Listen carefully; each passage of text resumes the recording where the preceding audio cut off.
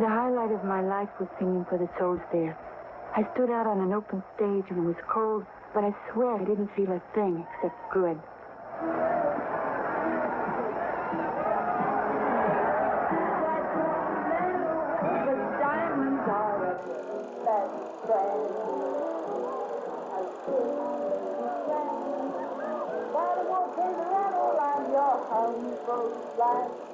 It was February 1954, at a lull of the USA's involvement in the Korean War. Taking a break from her honeymoon with Yankees baseball legend Joe DiMaggio, Hollywood actress Marilyn Monroe performs for around 60,000 U.S. Marines over 4 days. She sings, "Diamonds Are a Girl's Best Friend," in a tight sequined dress. It was the image of America's post-war economic and consumerist boom. A star in the true meaning of the word. A burst of blinding light, dazzling and radiant, melting all those who came too close. And before you know it, once again dispersed into the cosmos.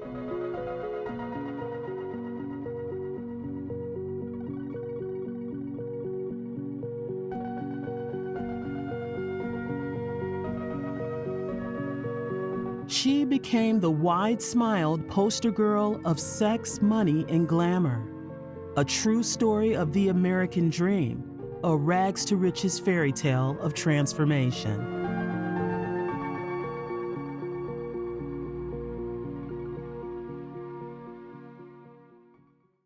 So we embark upon 1954, a world ever new, ever changing, distances ever shrinking, events and people making history.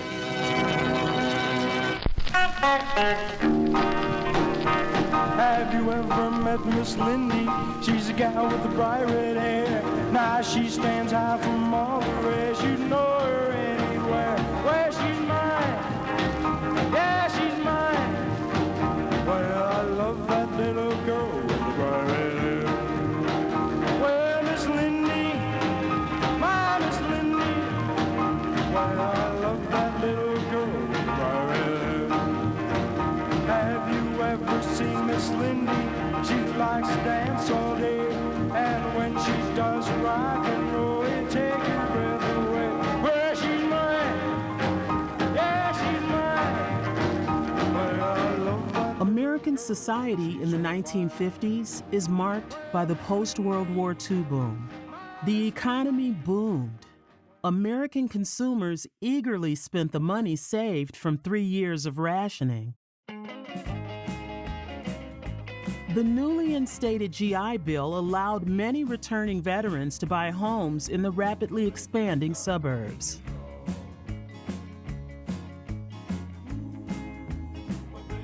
New home buyers filled their homes with revolutionary household appliances.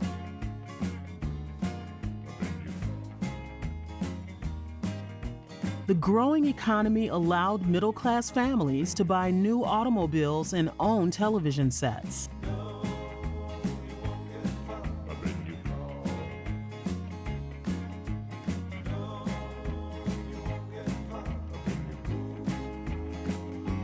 A baby boom followed the new nuclear family bliss, which recorded 4 million births each and every year.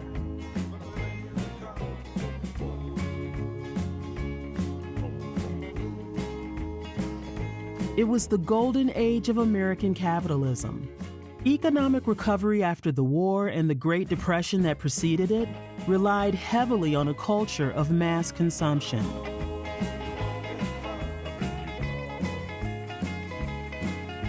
It was a time of the American dream, a national concept believing that individual upward social mobility was the country's foundation.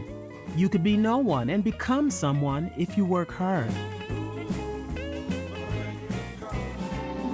Jonathan had big dreams of the wonderful rewards of being in business for himself. A truck driver becomes Elvis Presley. An orphan becomes Marilyn Monroe. Foster home to Hollywood studio, all through a dramatic reinvention of self.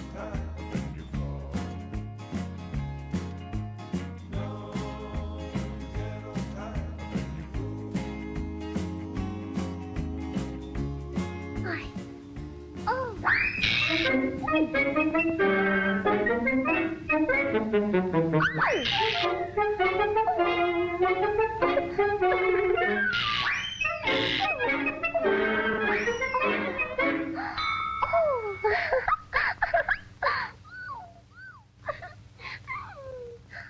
lady?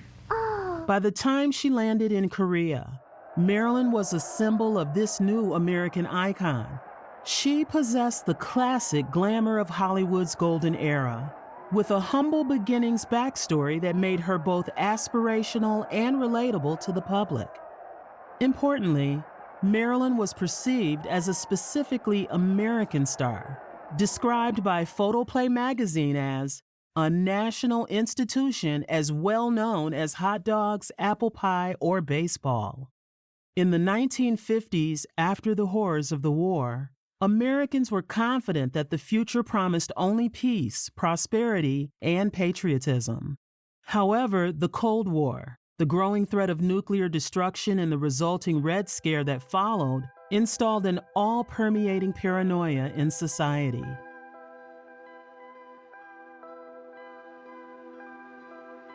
Inequalities in race, gender, and sexuality would also begin to spark tensions as the decade continued.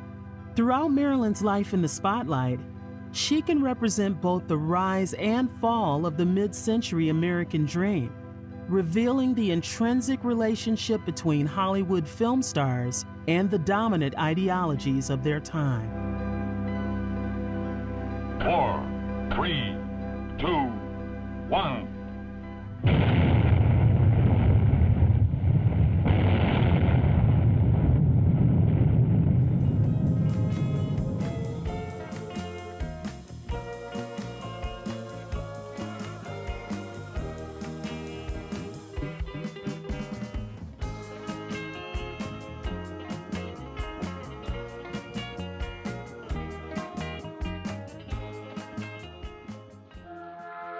Indulgence of any kind went against America's Protestant ethics before the war. Frugality was valued.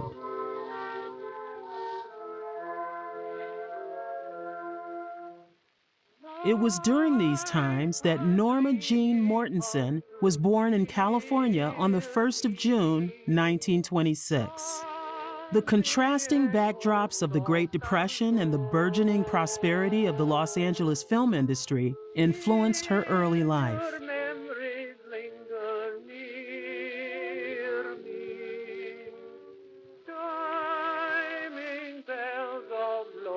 From a young age, Norma's life seemed intertwined with Hollywood. Speaking about her childhood in a Life magazine interview in 1962, Marilyn stated, "I didn't like the world around me because it was kind of grim. When I heard that this was acting, I said, that's what I want to be. Some of my foster families used to send me to the movies to get me out of the house, and there I'd sit all day and way into the night. Up in front, there with the screen so big, a little kid all alone. And I loved it."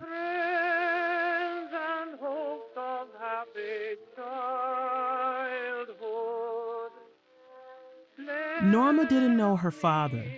Her mother, Gladys Pearl Baker, worked as a film negative cutter at Consolidated Film Industries.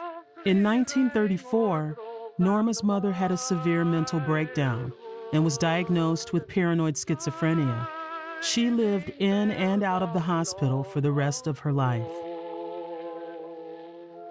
Young Norma became a ward of the state, placed in a Los Angeles orphan home. I could read at 10. I saw an orphan, and I put my feet down on the sidewalk, and they had to drag me in like I'm not an orphan. I used to sit up in the window and cry because I'd look over at the RKO, and I knew my mother had worked there. She'd been a cutter there. She was a youngster who looked as though she wasn't well cared for. Her clothes separated her a little bit from the rest of the girls. She was like a little girl, not well developed as some of the youngsters were. She just seemed like a nice child, but not very outgoing and not very vibrant. Norma would go on to stay in 9 foster homes, eventually living with a friend of her mother, Grace Goddard, in 1941. Grace's husband was soon relocated to West Virginia for work. Californian child protection laws prevented Norma from being able to go with Grace, leading her to make a decision. To avoid facing the orphanage again, in 1942, Norma married the neighbor's son, James Doherty. She dropped out of high school to become a housewife at age 16. Norma idolized movie stars like Jean Harlow, glamorous blonde bombshells dripping in diamonds. The movie star lifestyle seemed worlds away from Norma's reality.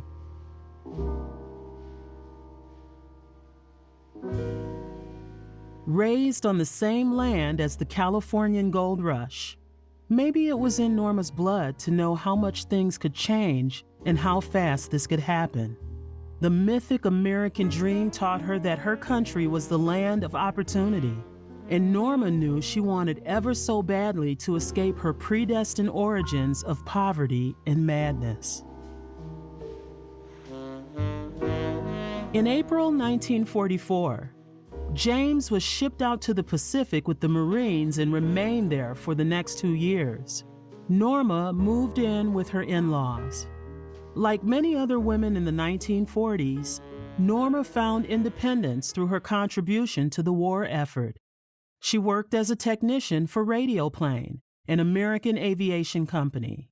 In late 1944, Norma met photographer David Conover, who had been sent to take morale-boosting pictures of female workers. This encounter led Norma to pursue modeling full-time. Against her husband's wishes, she signed with Blue Book Model Agency in 1945. She divorced James Doherty the following year. Norma Jean looked like the girl next door, and I thought I could make her into something quite marketable in a short length of time. She was very beautiful in a clean-cut, American, wholesome way. We taught her photographic modeling, how to pose, how to handle your body, smile. She was always trying to lower her smile because she smiled too high, and that made her nose a little long. She had a different kind of knees than other girls. She couldn't just relax her knees and walk smoothly, but every time she'd take a step, her knees would go all the way back and make her bounce.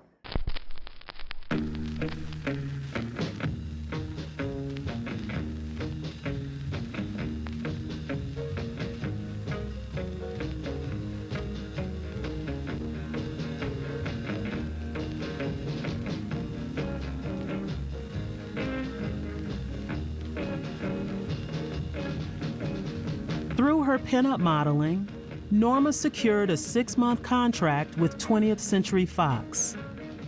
Like many stars who had come before Norma, she was required to adopt a stage name.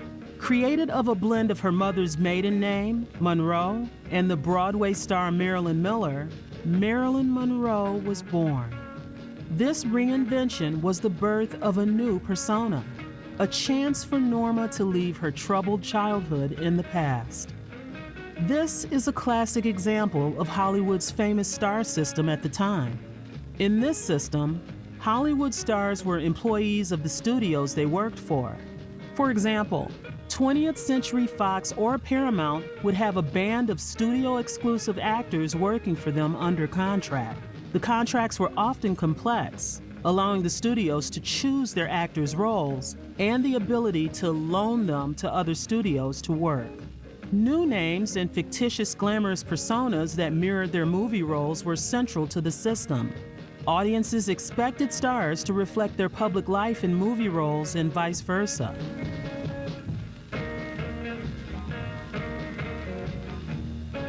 At 20th Century Fox, the newly christened Marilyn Monroe had small parts in the films Dangerous Years and Scudda Hoo, Scudda Hey. Am I going to see you later? I'm not too tired. But Evie, I thought we had a date. Look, this tray weighs a ton. Marilyn's contract was not renewed in 1947 due to being seen as too shy and insecure to have a future in acting. I didn't have an opportunity to do anything, actually, during the year that I was there at 20th Century Fox the first time, except one part in Scudda Who Scudda Hey, and I was cut out of it. And then they dropped me. She was thought of as a joke by many people. And I think this hurt her very deeply because she was very serious. Marilyn persisted, signing to Columbia in 1948, where she starred in the low-budget musical Ladies of the Chorus. He asked me, how come a baby doll has no comfy place to go? So I told that kindly gentleman my tale of woe. Every baby needs a daddy to keep her worry-free. Her signing to Columbia also signifies the beginning of Marilyn's physical transformation. Her platinum bleach blonde hair now mirrored her childhood idol, Jean Harlow. As orphan Norma Jean began to slip from memory, Marilyn Monroe, the movie star, was only just arriving to define the decade of the 1950s. Anyone can see I care. The way I hold your hand and smile in your direction tells the world my heart is filled with nothing but affection. Lock me in your arms forever. That's a place I want to be. So anyone can see that I belong to you and you belong to me.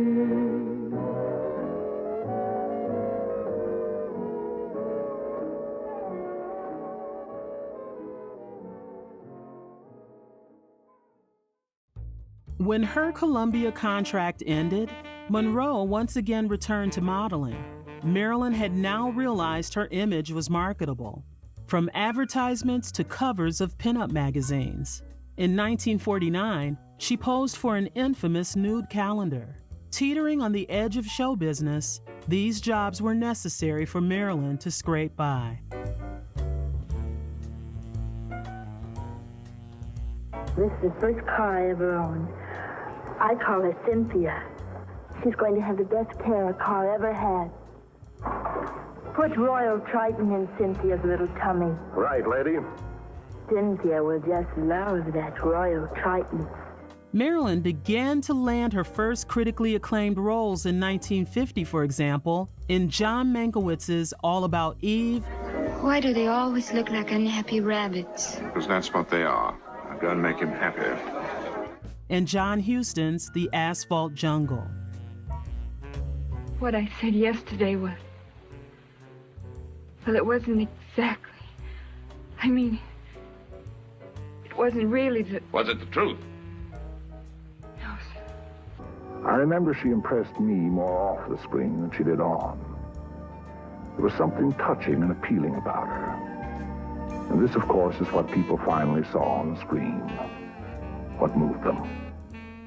Signing her second contract in 1951 with 20th Century Fox, Marilyn had supporting roles in 3 moderately successful Fox comedies: As Young as You Feel, Love Nest, and Let's Make It Legal. Marilyn's performances started to have a running theme. They would exemplify stereotypes around blonde women. Similar to a lineage of platinum predecessors before Marilyn, the dumb blonde archetype appears to have lived in the collective consciousness since the dawn of time. It denotes a blonde woman with an excess of sex appeal that contrasts with her lack of intellectual power.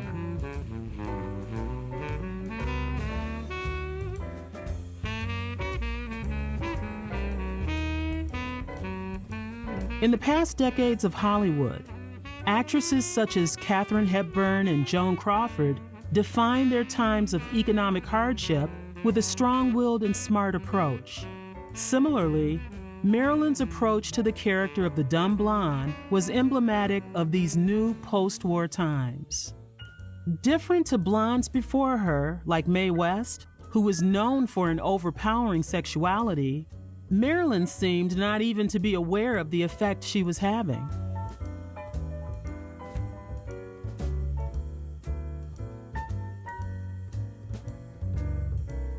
She was famed for double entendres that came to be known as Monroeisms, which appeared to confirm the public's perception of her as stupid. Her quick wit and literary awareness proved quite the opposite. The dumb blonde archetype seemed to be something the 1950s audience deeply desired, and Marilyn would play the part. In 1952, the nude calendar Marilyn had shot in 1949 was leaked to the press. It was a scandal that had the potential to end her career. The expectation was that Marilyn would deny it was her in the photos. However, Marilyn charmed the public with her honesty surrounding the calendar. In an interview, she candidly explained that she was broke and needed the money. The calendar was instrumental in changing perceptions of women's embodied sexuality in the 1950s, but unfortunately, it also revealed exploitation beneath. The photos were featured in the first issue of Playboy magazine, in which Marilyn had neither given consent nor received payment. For $500, Hugh Hefner had bought the negatives of the nude 1949 photo shoot, for which Marilyn had been paid $50. Hefner would become a millionaire, while Marilyn never made another dime from the photos. In early 1952, Marilyn began her highly publicized romance with retired New York Yankees star Joe DiMaggio. They appeared to be the perfect couple.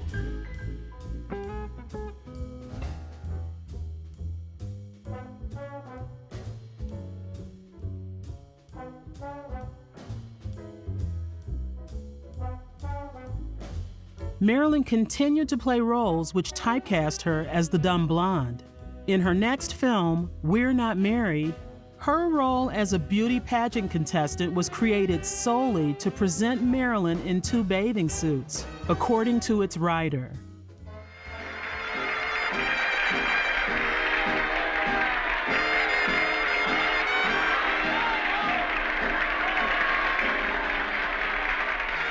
Yeah, hold this, will you?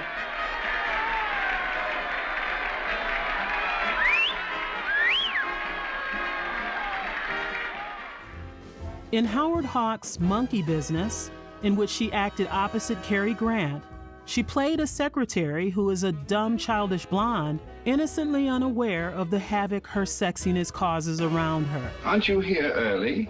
Oh, yes. Mr. Oxley's been complaining about my punctuation, so I'm careful to get here before 9. Mr. Oxley's on the telephone. Won't you sit down?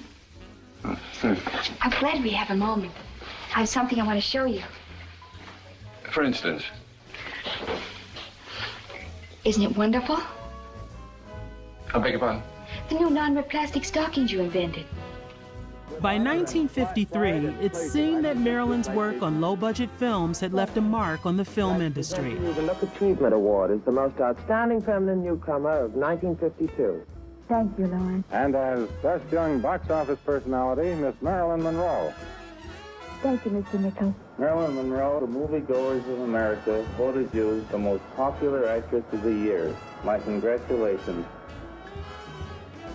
Thank you, Mr. Stanley. As she was cast in her first starring role in the Technicolor film noir, Niagara.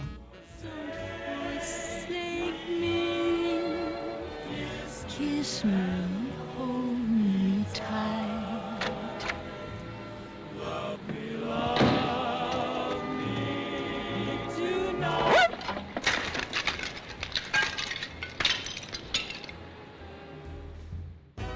Each succeeding film brought her stardom closer to earth. Her second film of 1953, Gentlemen Prefer Blondes, was one of the biggest box office successes of the year. Her role as the gold-digging showgirl Lorelei has become career-defining. The part and the songs featured seem to cement the Marilyn Monroe persona to the Around your audience. neck. You don't, lovey. It goes on your head. You must think I was born yesterday. Well, sometimes there's just no other possible explanation. No, my dear, she's quite right. Like so. It's a tiara. You do wear it on your head. I just love finding new places to wear diamonds. There's the music. The song, Two Little Girls from Little Rock, acts as a suitable class identity origin story on which Marilyn Monroe's persona relied. We're just two little girls from Little Rock. We lived on the wrong side of the tracks. But the gentlemen friends who used to call, they never did seem to mind at all. They came to the wrong side of the tracks. Furthermore, the satiric Diamonds Are a Girl's Best Friend has gained iconic status.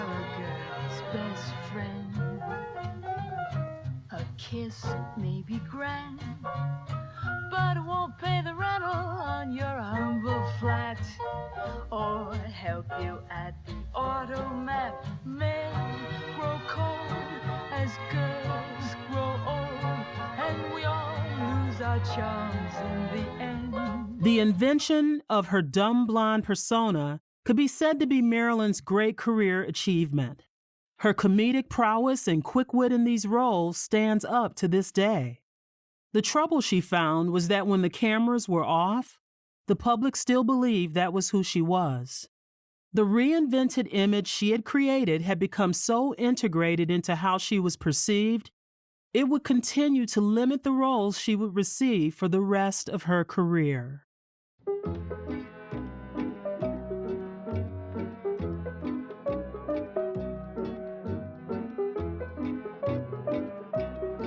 The construction of the performance of Marilyn Monroe up until the mid-50s had been the shining example of the American dream. Her reinvention from orphan to the most famous actress in America seemed proof that this long-standing mythology had a root in reality. Monroe also exerted a great deal of economic influence. As early as 1952, it was estimated that Marilyn's name on a movie increased the gross by at least $500,000. And by 1956, every film that was made without Marilyn earned at least $1 million less because her name was not on the marquee. Her image represented an all-American patriotism, singing for the U.S. soldiers with blonde hair and her lipstick, Coca-Cola Red. She was even cast for a cameo in a 1953 Cold War PSA, declassified in the 1995 documentary Trinity and Beyond. Action may prevent a minor incident from developing into a serious one. Avoid writing about classified material in letters home. Be sure you're secure. Don't be careless. I hate a careless man. However, as the decade progressed, the image and the dream started to fall apart for Marilyn in America's post-war utopia. It appeared that the American dream of the early 50s had started to collapse in on itself. A decade of promised peace and prosperity in America had begun to be dominated by the Cold War.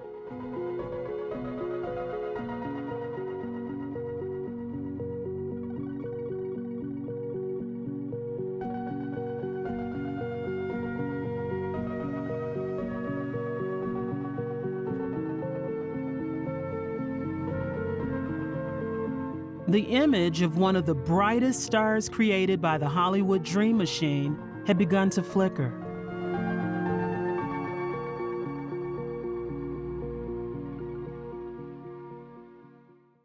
Following her Korea trip, Marilyn began filming for Billy Wilder's The 7-Year Itch.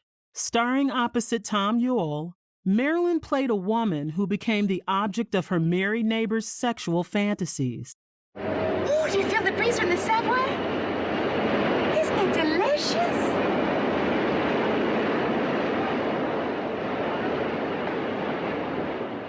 Sort of cools the ankles, doesn't it? Well, what do you think would be fun to do now? I don't know. It's getting pretty late. Although the film was shot in Hollywood, The studio decided to generate publicity by filming the subway grate scene on site on Lexington Avenue in Manhattan. The shoot attracted nearly 2,000 spectators. Oh, I think it's terrific. Very nice. Some girl. I think it's very nice, but I'd rather it were me. I said, what has Marilyn Monroe got that a million other women have and prefer not to show? I think it's wonderful. I think it's wonderful, wonderful, wonderful. Well, it's pretty vulgar, if you ask me. The film has been said to have become a catalyst for the collapse of Marilyn's seemingly ideal marriage to Joe DiMaggio, due to his anger at the famous subway grate scene.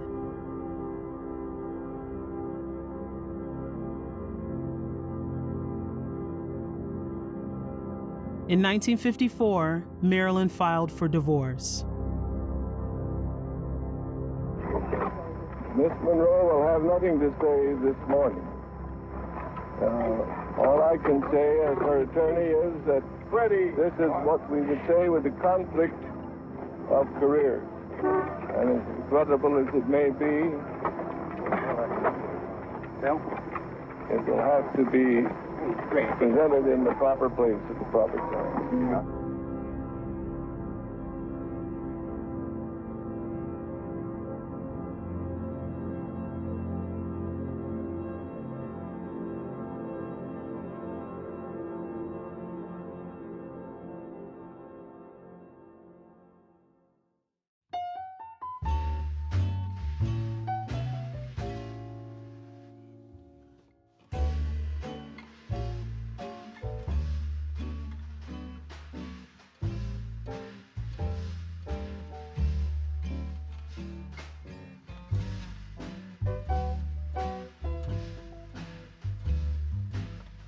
After filming The 7-Year Itch, Monroe moved eastwards.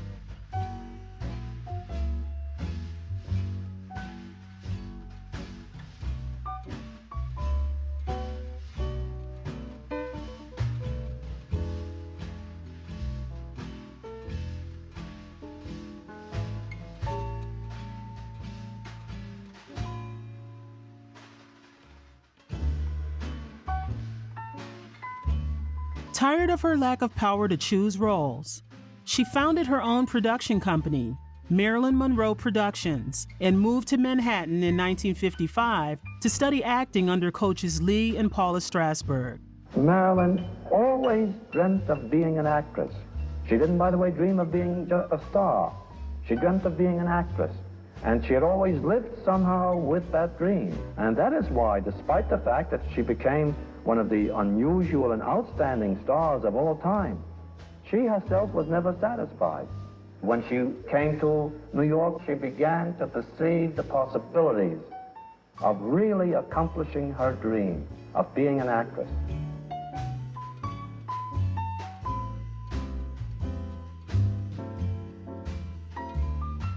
You're wearing a high-hat dress now. The last time I saw you wear it, is this a new Marilyn, a new style? No, I'm the same person, but it's a different suit.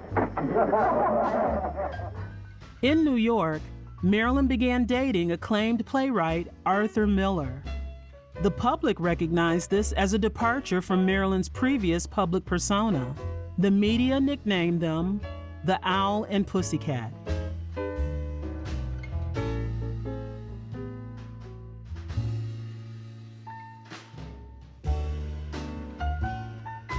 In 1956, Marilyn Monroe and Arthur Miller married.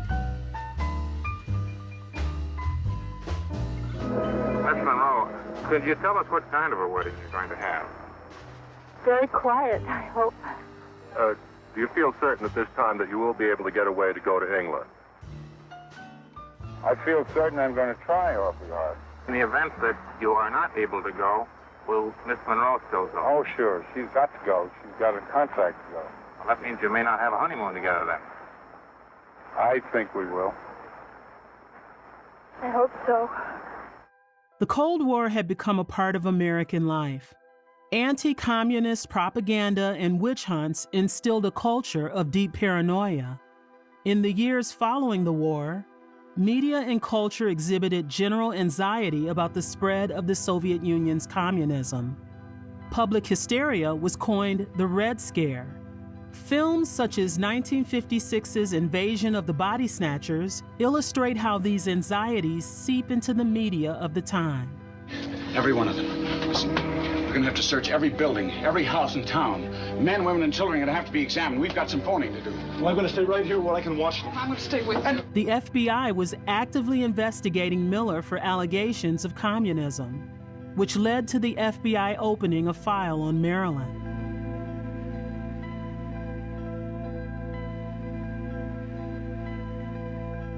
The same year, Senator McCarthy's House Un-American Activities Committee, HUAC, targeted Miller, who was threatened with jail time for refusing to name other suspected communists. During the HUAC hearings, Marilyn supported Miller despite intense pressure from her studio and other Hollywood bigwigs. Marilyn Monroe was seen as an entirely American creation. Her new elopement with a suspected communist was met with raised eyebrows.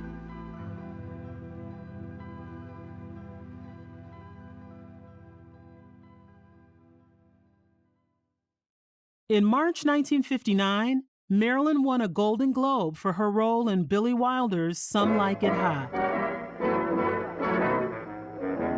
wanna be loved by you, just you, nobody else but you. She played Polish ukulele-wielding airhead named Sugarcane, alongside Tony Curtis and Jack Lemmon. Sugar, you're gonna get yourself into a lot of trouble. Yeah, you better keep a lookout. If Beanstalk catches you again, what's the matter with you anyway? I'm not very bright, I guess. I wouldn't say that. Careless, maybe. No, just dumb. If I had any brains, I wouldn't be on this crummy train with this crummy girl's band. After the success of Some Like It Hot, Marilyn took a hiatus until late 1959, when she starred in the musical comedy Let's Make Love. However, the production was delayed due to her frequent absences from the set.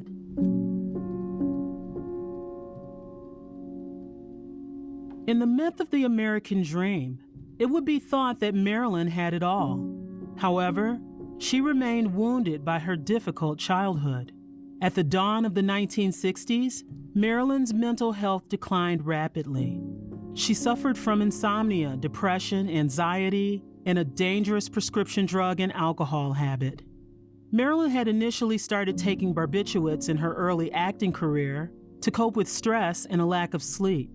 By the late 1950s, it was said her addiction was so severe that her makeup on set usually had to be applied while she was still asleep under the influence.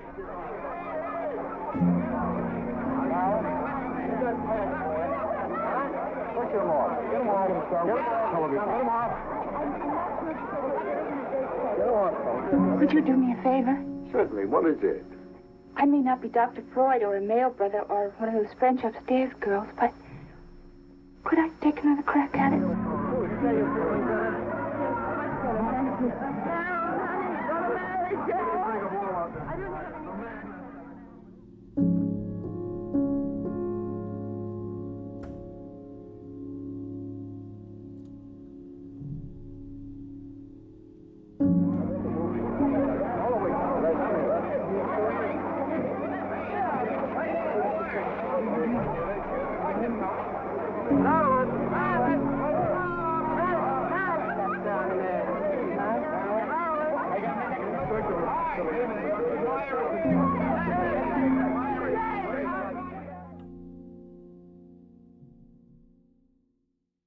In retrospect, Marilyn singing Happy Birthday, Mr. President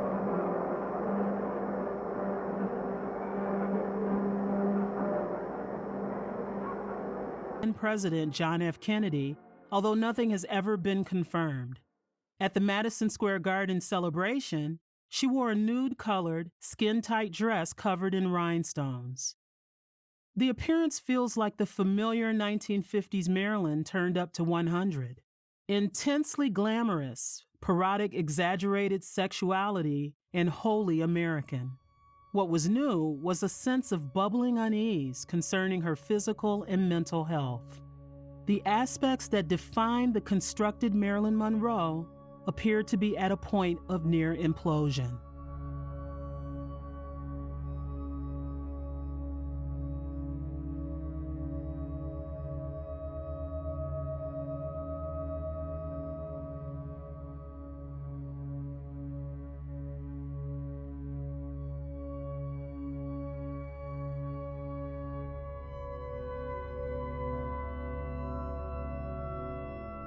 Three months later, Marilyn Monroe died in her Brentwood bedroom from an overdose of barbiturates.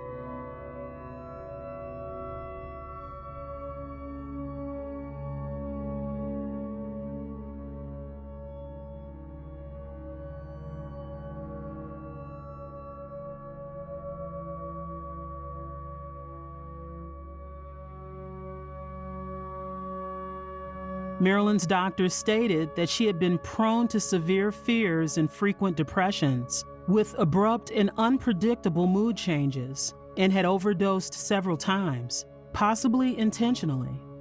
Due to these statements, her death was ruled a probable suicide. Monroe has suffered from psychiatric disturbance for a long time. She had often expressed wishes to give up, to withdraw, and even to die. On more than one occasion in the past, when disappointed and depressed, she had made a suicide attempt using sedative drugs. On these occasions, she had called for help and had been rescued. From the information collected about the events of the evening of August the 4th, it is our opinion that the same pattern was repeated except for the rescue. On the basis of all the information obtained, it is our opinion that the case is a probable suicide. The death of Marilyn Monroe signified a new truth about Western culture, and more specifically, the American dream. Initially representing the economic optimism of the 1950s, Marilyn has come to be associated instead with the all-devouring consumerist attitudes of the time. She was seen as a product to be sold and consumed by the public. Her tragic death revealed her life as more than a Cinderella story of rags to riches.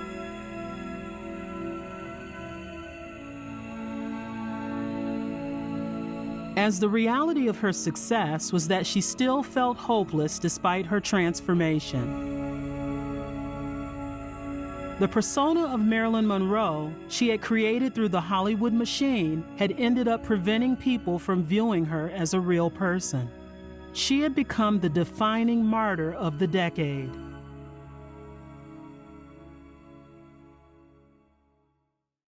Marilyn's last completed film, The Misfits, was released in 1961. Written by Arthur Miller, Marilyn plays the role of divorcee Rosalind, who become friends with three aging cowboys. Get out of here!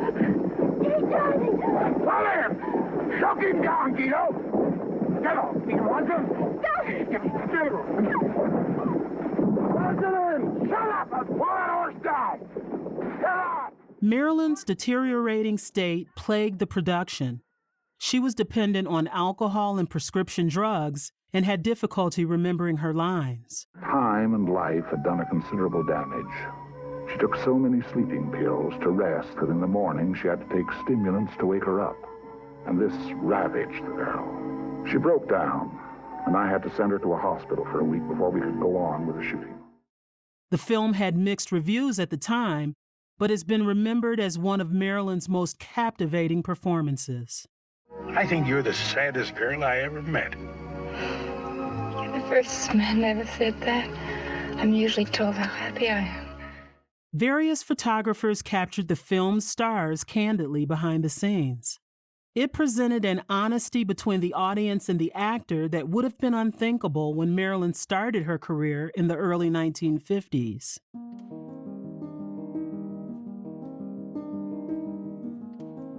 It is a shortcut to remember Marilyn as a beautiful woman with a tragic life.